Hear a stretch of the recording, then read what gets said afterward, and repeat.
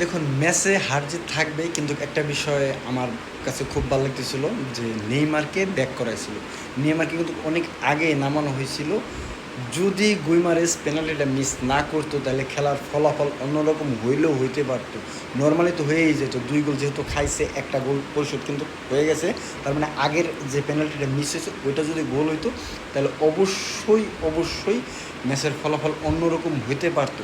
আরেকটা বিষয় হচ্ছে, এই যে নরওয়ের গোলকিপারটা যে অতি দানবীয় কিছু সেভ দিছে, এইগুলার কাছে ব্রাজিল হারে গেছে।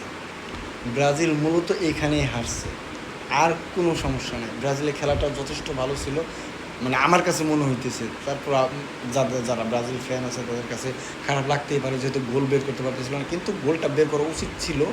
বা আমি ঠিক ওই জায়গায় আটকে যাই যে পেনাল্টিটা ও না মেরে ভিনি কেন মারলো না, মানে ও মারলো কেন? ব্রুনো গুইমারেসের চাইতে কি ভিনি কি ভালো ছিল না? অথবা ক্যাসিমিরোর দিয়ে আমার হয়তো ক্যাসিমিরো হচ্ছে এই টিমের সবচাইতে অভিজ্ঞ প্লেয়ার, মানে ন্যাশনাল টিমের ব্রাজিলের।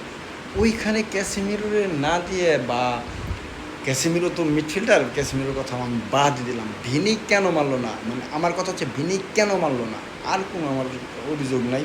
তবে নরওয়ে জিতছে, নরওয়ে কিন্তু যথেষ্ট ভালো খেলে জিতছে। অভিনন্দন নরওয়ে, ব্যাড লাক ব্রাজিল।